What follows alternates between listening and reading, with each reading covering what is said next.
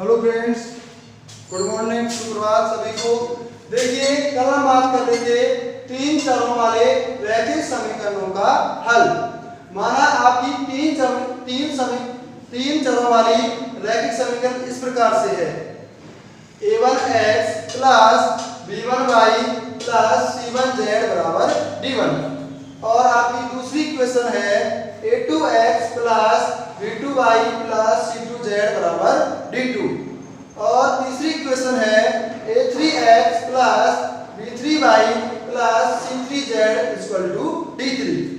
तो क्रैमर नियम से हम x आपका बराबर होता था डेल्टा 1 बटे डेल्टा के, और y बराबर होता है डेल्टा 2 बटे डेल्टा के, तथा z बराबर होता है डेल्टा 3 बटे डेल्टा के।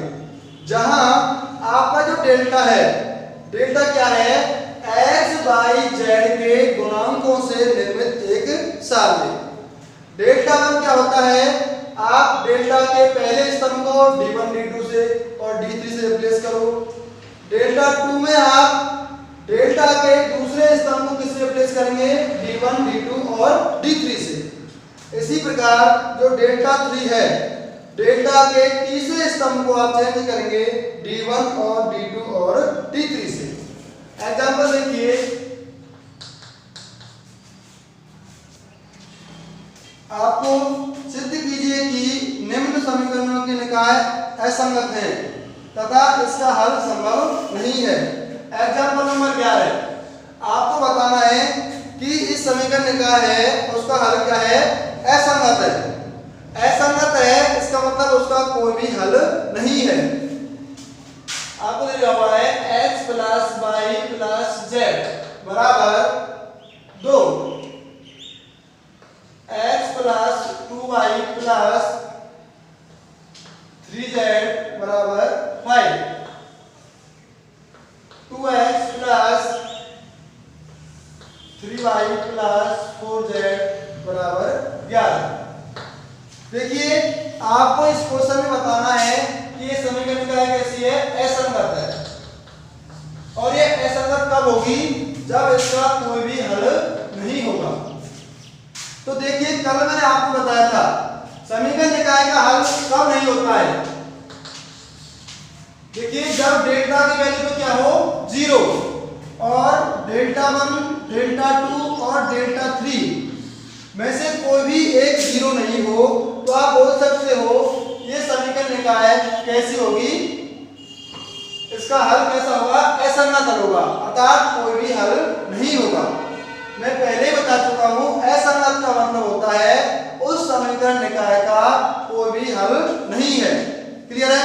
अब देखिए, और इसके लिए मैंने आपको नोट में लिखाया था हल कब नहीं होता है?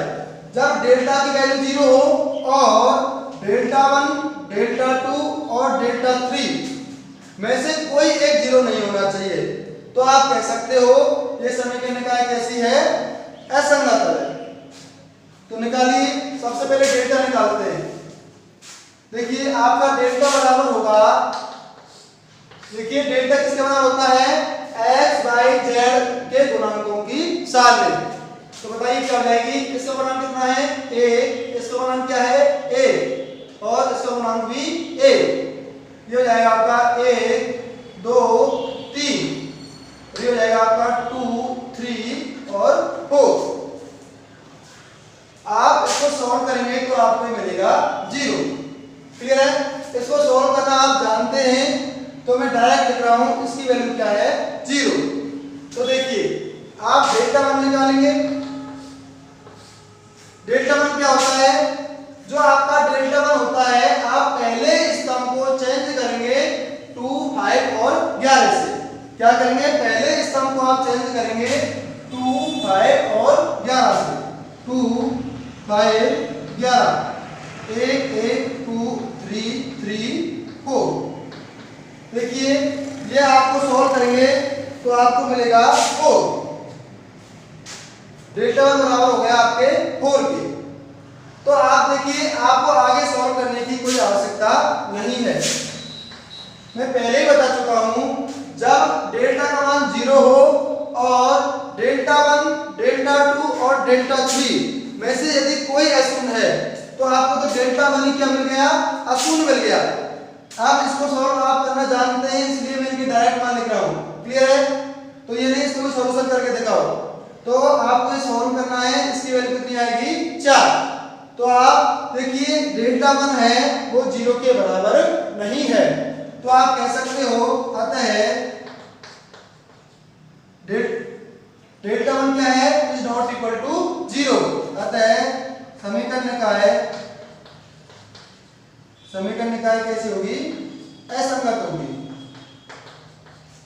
समीकरण निकाय कैसी है, असंगत हल है, अर्थात इसका कोई भी हल नहीं है। क्लियर है? आगे देखिए अगला एग्जांपल देखिए।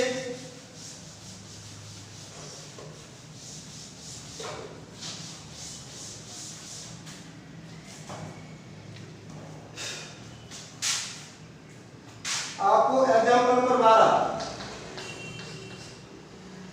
आपको क्रेमर नियम से समीकरण निकाय को हल करना है। x plus y plus z बराबर दिया है आपको 9,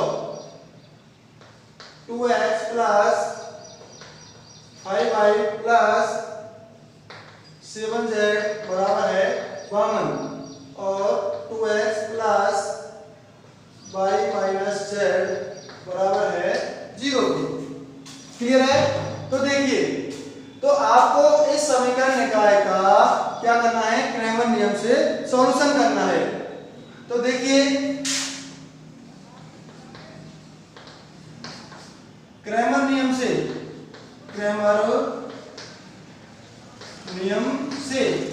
बताइए x बराबर हो जाएगा आपका डेल्टा वन बटे डेल्टा के और y बराबर हो जाएगा डेल्टा टू बटे डेल्टा के और आपका z बराबर हो जाएगा डेल्टा थ्री बटे डेल्टा के। आप क्रेमर नियम से जानते हो x बराबर होता है डेल्टा वन बटे डेल्टा, y बराबर होता है डेल्टा टू बटे डेल्टा और z बराबर होता है डेल्टा थ्री बटे डेल्टा के। जहां बताइए डेल्टा किसके बराबर है, x y और z के मान 1 1 1 2 5 7 2 1 और माइनस 1 1 1 2 5 7 2 1 और माइनस 1। देखिए आप सारणी को सॉल्व करना जानते हैं, तो आप इसको सॉल्व करेंगे तो आपको मिलेगा माइनस के 4 is not equal to 0। Clear है? जब आप इसको सॉल्व करेंगे तो इसकी वैल्यू क्या मिलेगी आपको, माइनस के 4, जो कि 0 के बराबर नहीं है। देखिए x का वैल्यू कब निकाल सकते हो आप, डेल्टा वन और डेल्टा से। y मिल जाएगा आपका डेल्टा टू बटे डेल्टा और z बराबर होगा डेल्टा थ्री बटे डेल्टा के। अब देखिए आपको बताइए डेल्टा वन डेल्टा टू और डेल्टा थ्री।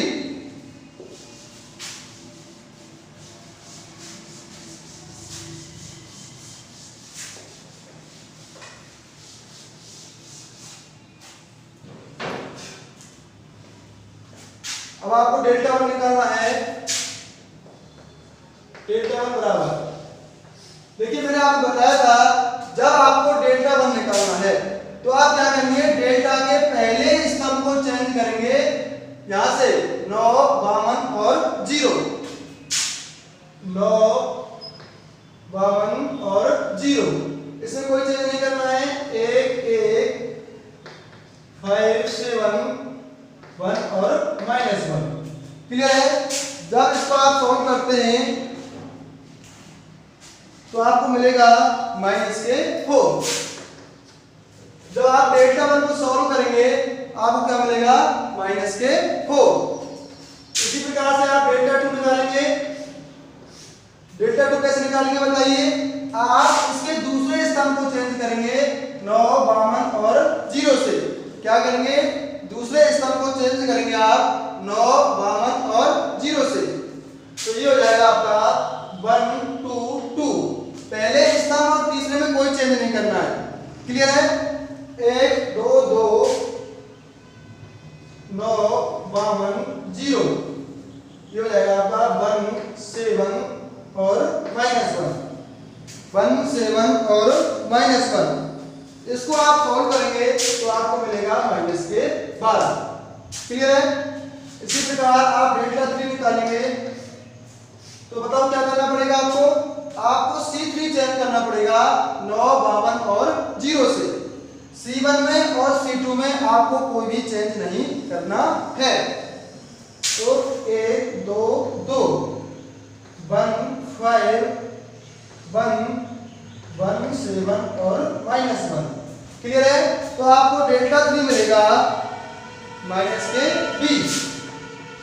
देखिए आपको मैं जब से सारणी प्रश्नावली स्टार्ट हुई है तब से ही आप इसको सॉल्व कर रहे हैं। तो आप इसको सॉल्व कर लेंगे। इसको मान आता है -4, ये बराबर होता है -4 के, और यही इसका मान क्या आएगा -12 और इसका मान -20। तो आपको x मिलेगा, बताइए डेल्टा 1 बटे डेल्टा। तो डेल्टा 1 की वैल्यू क्या है -4, तो -4 बटे -4, तो ये बराबर हो जाएगा a। y बराबर होता है आपका डेल्टा 2 बटे डेल्टा। तो बताइए डेल्टा 2 किसके बराबर है -12 बटे डेल्टा की वैल्यू क्या है -4, तो ये बराबर हो जाएगा 3 के। तो x मिलेगा आपको a, y मिलेगा 3। z बराबर होता है डेल्टा 3 बटे डेल्टा के। तो बताइए z बराबर हो जाएगा -20 बटे -4, तो बराबर 5। तो आपका x हो गया 1, y हो गया 3 और z हो गया 5। तो आप इस तरीके से किसी समीकरण निकाय को सॉल्व कर सकते हैं। क्लियर है? तो आप क्रेमर नियम से समीकरण निकाय को सॉल्व करने के लिए आपको x होता है डेल्टा 1 बटे डेल्टा के, y होता है डेल्टा 2 बटे डेल्टा के, तथा z बराबर होता है डेल्टा 3 बटे डेल्टा के। क्लियर है? आपको देखिए डेल्टा 1, डेल्टा 2, डेल्टा 3 के बारे में पता होना चाहिए क्या है। आपको सिर्फ डेल्टा पता होना चाहिए। जब आप पहले स्तंभ को इन तीनों से रिप्लेस कर देंगे तो आपको डेल्टा 1 हो जाएगा ये। जब आप इसके दूसरे स्तंभ को इससे रिप्लेस करेंगे तो किसका मान हो जाएगा डेल्टा 2 का। जब आप इसके तीसरे स्तंभ में क्या लिखेंगे 9, 52 और 0, तब ये किसके बराबर हो जाएगा डेल्टा 3 के। और आप इनको सॉल्व करना आसानी से जानते हो। क्लियर है? तो आप इस तरीके से तीन चरों के रैखिक समीकरणों को सॉल्व कर सकते हैं।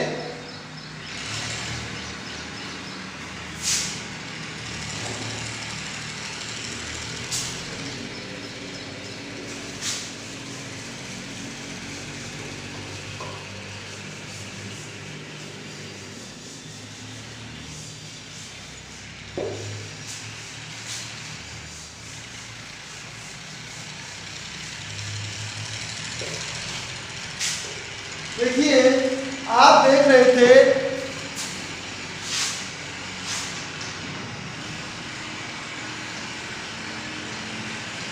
समीकरण निकाय का हल, और मैंने आपको बताया था कि जो समीकरण निकाय का हल है हम वो 2 तरीके से सॉल्व करते हैं। पहला नियम था आपका क्रेमर नियम। क्या था? क्रेमर नियम। और दूसरा है आपका आव्यूह सिद्धांत। क्या है? आव्यूह सिद्धांत से आप मैट्रिक्स मेथड से भी समीकरण निकाय को सॉल्व कर सकते हैं। तो आप टॉपिक डालेंगे आव्यूह सिद्धांत से। देखिए क्रेमर नियम आप पढ़ चुके हो, अब आप पढ़ रहे हो आव्यूह सिद्धांत से समीकरण निकाय का हल। आव्यूह सिद्धांत से समीकरण निकाय का हल। देखिए आपके सिलेबस में 2 चरों के रैखिक निकाय और 3 चरों के रैखिक निकाय है। तो सबसे पहले बात करता हूं मैं 2 चरों के रैखिक निकाय का आव्यूह सिद्धांत से हल। पहला टॉपिक डाल लीजिए 2 चरों के रैखिक निकाय का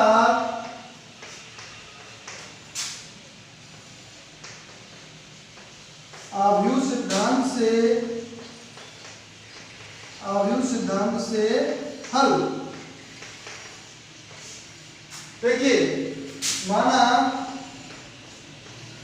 a1x प्लस b1y बराबर c1, a2x प्लस b2y बराबर c2। आपकी क्या है, एक दो चरों की रैखिक निकाय है। पहले बता चुका हूं मैं, रैखिक का मतलब होता है x और y की घात कितनी है, 1, और निकाय का मतलब दो या दो समीकरणों को एक साथ सॉल्व करना। जब दो या दो से अधिक समीकरण एक साथ लिखी हुई होती हैं तो ये सिस्टम क्या कहलाता है, लीनियर निकाय। क्या कहलाता है, निकाय। अब देखिए इसमें क्या करता है, आप सबसे पहले देखिए मैं इसको क्या ले सकता हूं, लेकिन आप जब आव्यूह सिद्धांत से इसको सॉल्व करेंगे तो आप इसको क्या बनाएंगे, ax प्लस b टाइप का बनाएंगे। क्या करेंगे, ax प्लस b टाइप का बनाएंगे। जहां आपकी a है वो क्या है, x और y की से बनने वाली मैट्रिक्स। a क्या है, x और y के गुणकों से बनने वाली मैट्रिक्स।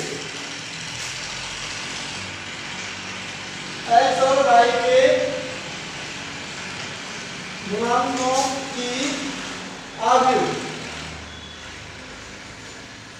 और आपका जो कैपिटल X है वो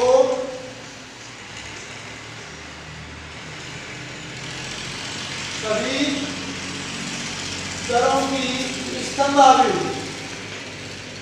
क्या है, सभी चरों की स्तंभ आव्यूह। और B क्या है, अचर।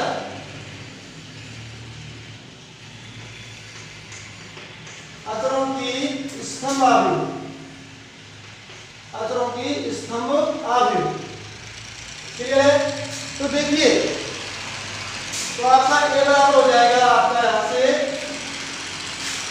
a1 b1 a2 b2, और आपका x बताइए यहाँ पे कौन कौन से चले हैं, x और y। तो ये आपका x हो जाएगा और ये आपका y हो जाएगा। तो देखिए और आपका b बराबर है c1 और c2। क्लियर है, तो देखिए आपका a होगा a1 b1 a2 b2, और x बराबर होगा x और y के स्तंभ आव्यूह के बराबर। b बराबर हो जाएगा आपका c1 और c2। क्लियर है, जब आप इसको किस फॉर्म में लिखेंगे, ax b के फॉर्म में। अब आपको यहां से x का मान निकालना है तो आप क्या करेंगे, a इनवर्स से गुना करेंगे। क्या करेंगे, a इनवर्स से गुना करने पर तो ये हो जाएगा a इनवर्स इंटू ax बराबर a इनवर्स इंटू b। ये क्या हो जाएगा आपका i, और i इंटू x बराबर हो जाएगा a इनवर्स इंटू b। तो x बराबर होगा आपका a इनवर्स इंटू b। तो आव्यूह सिद्धांत से x का मान किसके बराबर होता है, a इनवर्स इंटू b के। तो देखिए आपको पता है x किसके बराबर है, a इनवर्स b के। तो हम आव्यूह सिद्धांत से रैखिक समीकरणों को तभी हल कर सकते हैं जब क्या हो, इनवर्स विद्यमान हो।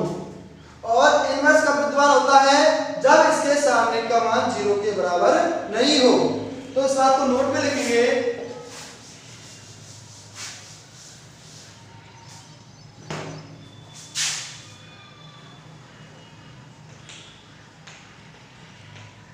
आव्यूह सिद्धांत से, देखिए नोट में लिखेंगे इसको, आव्यूह सिद्धांत से निकाय के हल के लिए ax b में a का इनवर्स विद्यमान होना चाहिए। देखिए जब तक आप x b में a का इनवर्स विद्यमान नहीं है अर्थात इसके सामने का मान 0 के बराबर नहीं है, तो आप इससे इस विधि से रैखिक निकाय को सॉल्व नहीं कर सकते हैं। क्लियर है? एग्जांपल देखिए इसी टाइप से आप यदि आपको 3 चरों वाले रैखिक समीकरण का हल करना है तो बताओ कितना चाहिए होगा। सपोज आपको 3 चरों वाले रैखिक समीकरण का हल करना है। दूसरा है 3 चरों के रैखिक निकाय का आव्यूह सिद्धांत से हल। मान लीजिए आप a1x + b1y + c1z बराबर b1, c2z बराबर b2 और a3x + b3y + c3z बराबर b3। मान लीजिए आप x, y और z से निर्मित आपकी क्या है 3 चरों से निर्मित रैखिक निकाय है। तब आपको ये सारी चीजें हैं, ये बताओ क्या हो जाएगा। a1 b1 c1 a2 b2 c2 और ये हो जाएगा आपका a3 b3 c3। कोई चेंज नहीं आएगा। आपका जो a है वो क्या है x y z, इसमें और काउंट हो जाएगा z, x y और z के गुणांकों की आव्यूह। x क्या है अचरों की स्तंभ आव्यूह, चरों की स्तंभ आव्यूह x y और z, और ये हो जाएगा आपका b1 b2 और b3, b1 b2 और b3। तो आप इसी तरीके से क्या कर सकते हो 3 चरों की रैखिक निकाय को आव्यूह सिद्धांत से सॉल्व कर सकते हैं। आपको एक बात का विशेष ध्यान रखना है, जब आपको आव्यूह सिद्धांत से रैखिक निकाय को सॉल्व करना है तो हम रैखिक निकाय को तभी सॉल्व कर सकते हैं जब आपके जो गुणांकों से अचरों के गुणांकों से जो मैट्रिक्स मिल रही है उसका इनवर्स विद्यमान होना चाहिए, और इनवर्स के विद्यमान होने के लिए उस आव्यूह की सामने का मान 0 के बराबर नहीं होना चाहिए। यदि इस आव्यूह का मान 0 के बराबर हुआ तो आव्यूह सिद्धांत है वो रैखिक निकाय के सॉल्यूशन में काम नहीं करेगा। क्लियर है? आप क्वेश्चन करते हैं इस आधारित।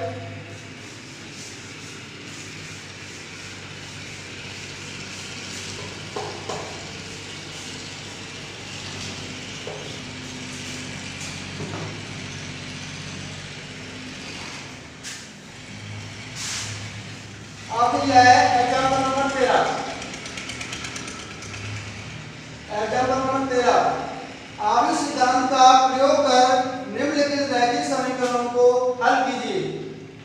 5x - 3y बराबर 2, x + 2y बराबर 3। देखिए आपको इसका आव्यूह सिद्धांत से क्या निकालना है, सॉल्यूशन निकालना है। तो सबसे पहला काम है इसको ax = b के फॉर्म में लिखना। जब आप क्या कर रहे हो इसको आव्यूह सिद्धांत से सॉल्व कर रहे हो तो सबसे पहले इसको किस रूप में लिखेंगे ax = b के फॉर्म में। तो देखिए मैं इसको लिख सकता हूं 5 - 3x 1 और 2। इसका आपको करना पड़ेगा x y = 2/3। देखिए ये दोनों चीज एक ही है। आप इसका इस्तेमाल करिए पहली पंक्ति का पहले स्तंभ से, तो 5x - 3y बराबर किसके होगा 2 के। मैंने सिर्फ इसको क्या लिखा है मैट्रिक्स के रूप में लिखा है। इस समीकरण को सबसे पहले मैंने क्या लिखा है ax = b के रूप में। तो आप देखिए क्या करेंगे 5 - 3 1 और 2, तो यहां रखेंगे आप x और y के गुणांकों से निर्मित आव्यूह इनटू इसका आव्यूह लिखना है आपको। जितने भी चर हैं आपको क्रम से लिखने हैं x y। क्लियर है? बराबर 2 और 3। अब देखिए इसका सॉल्यूशन किसके बाद आप इसको मान सकते हो a, ये हो गया आपका x कैपिटल X और ये हो गया आपका b। तो किस फॉर्म में आ गया ये ax = b के रूप में। आपका a बराबर है 5 - 3 1 और 2 के, और x बराबर है x और y के, b बराबर है 2 और 3 के। तो आप जानते हो ax = b में x क्या होता है a इनवर्स * b। तो सबसे पहले आप क्या निकालना पड़ेगा, ए इनवर्स, और ए इनवर्स निकालना आप जानते हैं।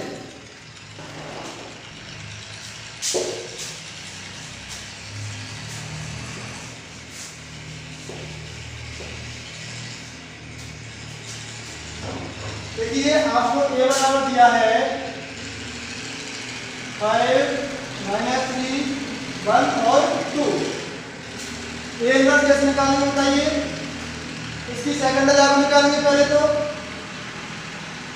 Adjoint of A. Adjoint of A क्या हो जाएगी बताइए, मैंने आपको बताया था जब आपको 2x2 क्रम की एडजॉइंट निकालना हो तो आप विकर्ण क्रम को चेंज कर दो, 5 2 और इनका चिन्ह चेंज -1 और 3, तो ये आपका हो जाएगा। और उसके बाद आपको क्या लेना है इसका, देखिए मैंने आपको बताया था जब आपको एडजॉइंट मैट्रिक्स निकालनी है 2x2 क्रम की, तो सबसे पहले आप क्या करेंगे, विकर्ण के अवयवों को चेंज करेंगे। कब, जब सिर्फ 2x2 क्रम की आयु है। 3x3 क्रम के लिए मैंने आपको बता दिया है। देखिए इनका क्या करेंगे, चिन्ह चेंज करेंगे, -1 और 3, तो आपका ए इनवर्स बराबर हो जाएगा 1/, सारणिक ए इंटू एडजॉइंट ऑफ ए। बताइए सारणिक ए का मान कितना हो जाएगा, यहाँ से सारणिक ए बराबर हो जाएगा 10 + 3 बराबर हो गया आपके 13। तो आप लिख सकते हो ए इनवर्स बराबर 1/13, 10 + 3 बराबर 13। एडजॉइंट के बता क्या है, 5 3 -1 और 2। क्लियर है, कितना हो गया बताइए, 5 3 -1 और 2। तो यहाँ पर वैल्यू पुट कर दो उसकी। x क्या है, आपने x इसको माना है x और y को, x y ये बराबर हो जाएगा 1/13। ए इनवर्स की वैल्यू क्या है, 1/13 5 3 -1 2 इंटू b। b क्या बताइए, 2 और 3, 2 and 3। तो आप यहां से इसको सॉल्व करेंगे तो आप x का मान पहला अवयव हो जाएगा और y का मान दूसरा अवयव हो जाएगा। क्लियर है, तो सॉल्व करिए इसको।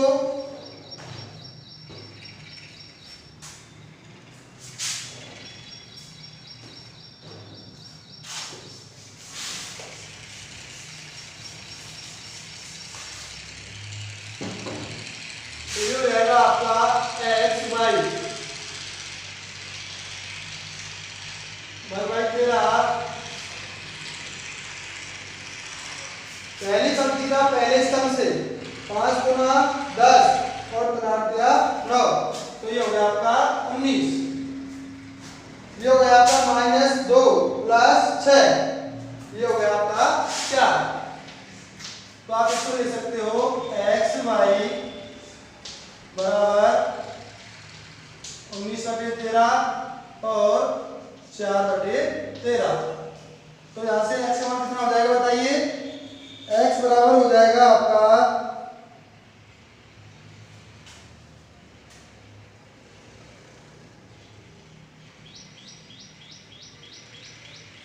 x का मान हो जाएगा आपका,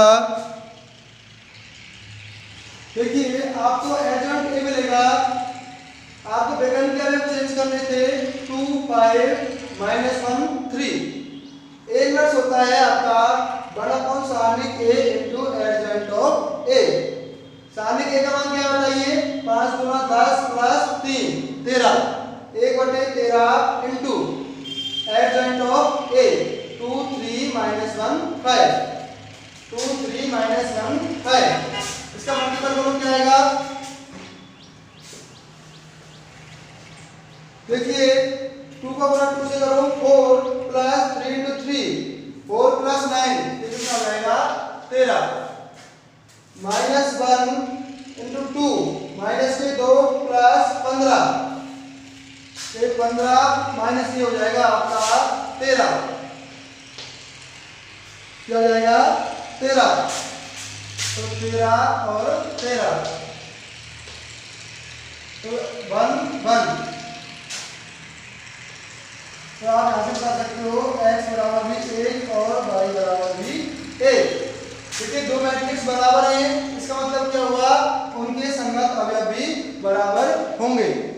तो आव्यूह सिद्धांत से आप एक मैट्रिक्स यदि एग्जिस्ट कर रहा है अर्थात सारणिक का मान 0 के बराबर नहीं है, तो आप इस केस में सारणिक का आप आसानी से आव्यूह सिद्धांत से उस रैखिक निकाय को सॉल्व कर सकते हैं। क्लियर है? तो आपने जो समीकरण निकाय है उसका दो तरीके से सॉल्यूशन देखा है। पहला देखा था आपने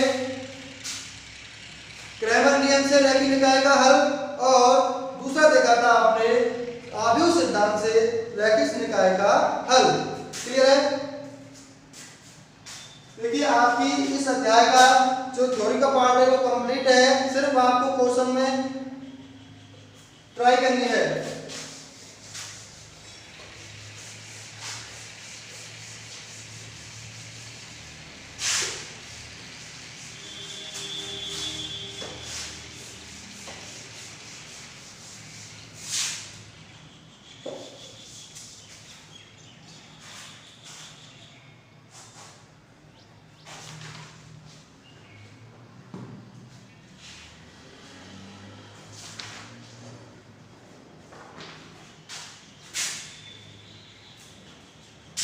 देखिए आपका एग्जाम्पल नंबर 15,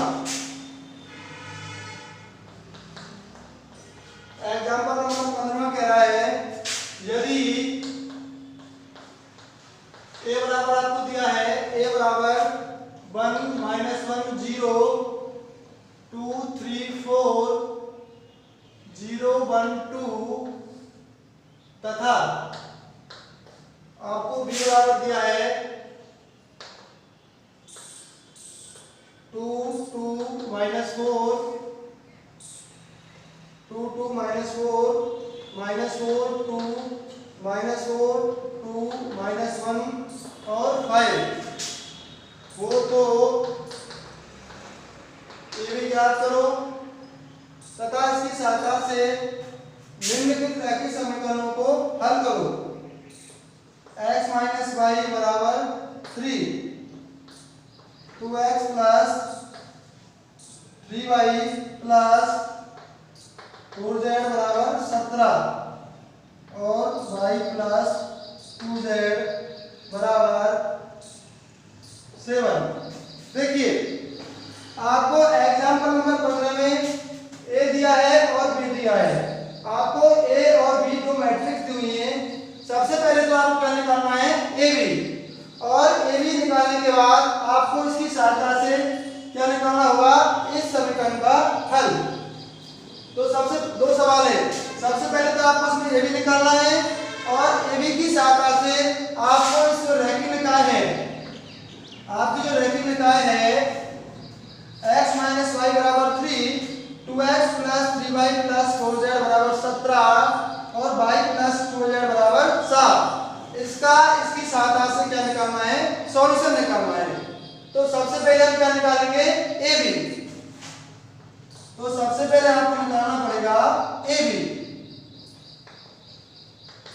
ab निकालने के लिए a का मान बताओ क्या है, 1 - 1 0, 1 - 1 0 और 2 3 4, 2 3 4 0 1 2 गुना करना है आपका b से, 2 2 -4 -4 2 -4 2 -1 और 5। तो आपका ab बराबर हो जाएगा, देखिए दो मैट्रिक्सों को गुणा आप करना जानते हो, पंक्ति का गुणा करते हैं आप स्तंभ से। तो देखिए आप पहली पंक्ति का गुणा पहले स्तंभ से करिए तो आपको मिलेगा, एक का गुणा 2 से करेंगे तो 2 -1 और -1 4 हो जाएगा और ये हो जाएगा 0। तो 2 + 4 बराबर हो जाएगा ये 6। इसी प्रकार आपको करना होगा पहली पंक्ति का गुणा दूसरे स्तंभ से, तो ये हो जाएगा आपका 2 -2 और 0, तो आपको लास्ट में मिलेगा 0।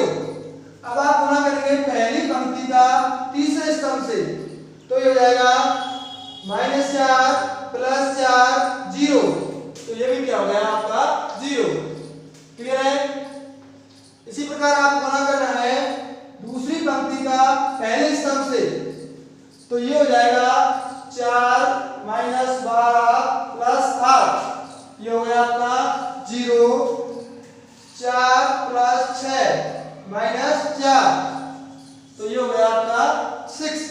देखिए 4 प्लस 6 10 माइनस 4 कितना आएगा 6। आप करना है दूसरी पंक्ति का तीसरे स्तंभ से, तो ये हो गया -8 माइनस 12 प्लस 20, तो -20 प्लस 20 क्या हो जाएगा 0। अब आपको तीसरी पंक्ति को गुणा करना है पहले स्तंभ से, तो -4 प्लस 4 0। तीसरी पंक्ति का दूसरे स्तंभ से करो 2 और -2 0, ये हो जाएगा आपका -4 प्लस 10, ये हो गया आपका 6। आप इसको लिख सकते हो 6 इंटू आई। आई क्या बताइए 3 क्रम की इकाई आव्यूह। ये क्या है 3 क्रम की इकाई आव्यूह। अब देखिए सबसे पहले आप क्या निकाला है ए बी। अब आपको इसकी सहायता से क्या निकालना होगा, इस रैखिक समीकरण का हल निकालना पड़ेगा। तो देखिए आप इसको लिख सकते हो, पहले तो मैं इसको आव्यूह रूप में लिख रहा हूं, इस रैखिक निकाय को आव्यूह तरीके के रूप में लिख रहा हूं, तो ये हो जाएगा 1 माइनस 1 0। देखिए यहां पर z का तरफ नहीं है तो इसका गुणांक क्या माना जाएगा 0। ये हो जाएगा आपका 2 3 और 4, ये हो जाएगा आपका 0 1 और 2। आपका जो वेरिएबल कौन से हैं x y और z, बराबर है आपके 3 17 और 7। क्लियर है। सबसे पहले तो मैंने इस रैखिक निकाय को मैट्रिक्स सिस्टम में लिखा है, और मैट्रिक्स रूप में लिखने के लिए सबसे पहले आप ए लिखेंगे, और ये क्या होता है x y z के गुणांकों की आव्यूह। अब देखिए यहाँ पर x का गुणांक क्या है a, y का गुणांक क्या है -a, यहाँ पर z नहीं है तो उसका गुणांक क्या मानेंगे 0। अब देखिए इसमें देखिए x का गुणांक क्या है 2, y का गुणांक 3 और z का गुणांक 4। अब यहाँ पर x गायब है तो उसका गुणांक क्या मानेंगे 0, क्योंकि जब 0 का गुणा मैं x से करूंगा तो क्या हो जाएगा 0। तो 0x, देखिए आप इसको लिख सकते हो 0 into x plus 0 into z, तो 1 माइनस 1 0 2 3 4 0 1 2, और ये हो गया आपका x। तो इसको आप मान सकते हो a, ये हो गया आपका x और ये हो गया आपका b। देखिए जब आप आव्यूह सिद्धांत से रैखिक निकाय का हल निकालते हैं तो किस टाइप में बनाते हैं ax b। तो ये क्या है बताइए ax बराबर b। आपका a बराबर है इसके, कैपिटल X बराबर है इस आव्यूह के, और b बराबर है इसके। तो यहां से बताइए x किसके बराबर होगा a इनवर्स इनटू b के। अब देखिए आपका जो AB है, आपने जो AB निकाला है, A क्या है देखिए A, देखिए 1 माइनस 1 0 1 माइनस 1 0 2 3 4 0 1 2 0 1 2। अब यहां से आप A इनवर्स इस समीकरण की सहायता से आसानी से निकाल सकते हैं, क्योंकि आपको x निकालने के लिए क्या चाहिए A इनवर्स। तो देखिए आप इसकी सहायता से A इनवर्स कैसे निकालेंगे।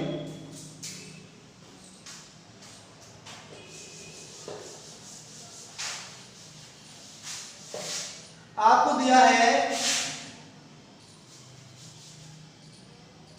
A बराबर क्या बताइए 6 इंटू आई। आप प्रूव कर चुके हो AB बराबर है 6 इंटू आई के। आप इस समीकरण को सॉल्व करने के लिए इसको नाम दे दो 2 और इसको नाम दे दो A। समीकरण 2 को आप सॉल्व कर सकते हो यदि आपके पास क्या है A इनवर्स। सकते हो, लेकिन आपको क्वेश्चन में क्या है, आपको AB के यूज से A इनवर्स निकालना है।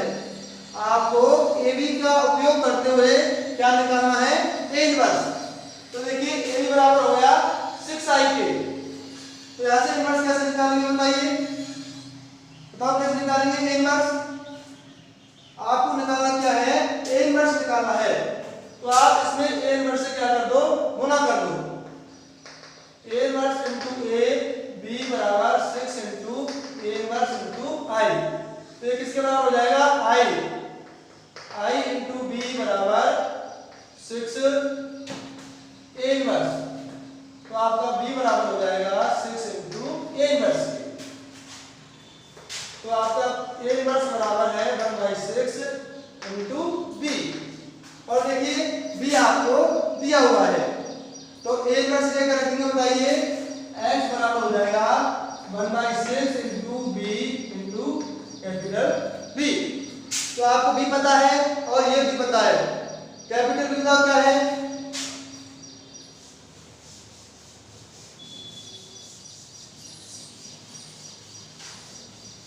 अब देखिए आपका x किसके बराबर है, x/z के। तो आपका x बराबर हो जाएगा x/z बराबर होगा 1/6। देखो b का मान आपको दिया था पहले, क्या है बताइए, आपको b दिया है 2 2 -4 -4 2 -4 2 -1 और 5। b क्या है बताइए आपका b, ये आपने b माना है 3 17 और 7। ये आपके बराबर है 3 17 और 7। तो आप यहां से आसानी से किसका मान निकाल सकते हैं, x का। देखिए आप ये कितने क्रम की मैट्रिक्स है, 3/3 और ये है 3/1 की। जब आप इन दोनों को सॉल्व करोगे 1/6 पहली पंक्ति का गुणा पहले स्तंभ से करो, 2 का गुणा करेंगे 3 से, तो ये हो जाएगा 6 प्लस 17 गुणा 34 माइनस 28। दूसरी पंक्ति को गुणा से करो तो ये हो जाएगा -12 प्लस 34 माइनस 28। ये बराबर हो जाएगा 6 माइनस 17 प्लस 35 x y और z। तो देखिए x किसके बराबर हो गया 1/6। इसको सॉल्व करेंगे 34 और 6 30, 34 और 6 30 40, 40 में से 28 गया तो ये बचेगा आपका 12। ये हो गया आपका -12 और -28 -40, तो ये हो जाएगा आपका -6। ये है आपका 35 और 6 41। क्या है बताइए, 35 और 6 41। और जब आप 41 से 17 कैंसिल करेंगे तो आपको मिलेगा 4 24। तो ये हो जाएगा आपका 24। क्लियर है। तो आप यहां से x बराबर हो जाएगा आपका 2, y हो जाएगा -1 और z हो जाएगा आपका 4। क्लियर है। तो ये बराबर होगा 2 -1 और 4। तो x बराबर 2, y बराबर -1 और z बराबर 4। तो आप AB की सहायता से इसको सॉल्व कर सकते हैं। देखिए इसको सॉल्यूशन के लिए किसकी आवश्यकता है, A इनवर्स की।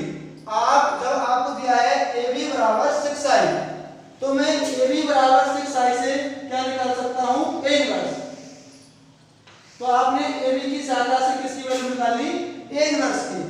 जब आप A इनवर्स रखेंगे यहाँ पे तो आप क्या आ जाएगा x, और x क्या होता है x y z, अर्थात चरों से मिलने वाली आकृति। क्लियर है। तो देखिए इस क्वेश्चन में या फिर आज की इस क्लास में यदि आपको कोई समस्या आई है तो उसको कमेंट में लिखें, कल मैं उसको आपको क्लियर कराऊंगा। ओके, धन्यवाद, थैंक यू।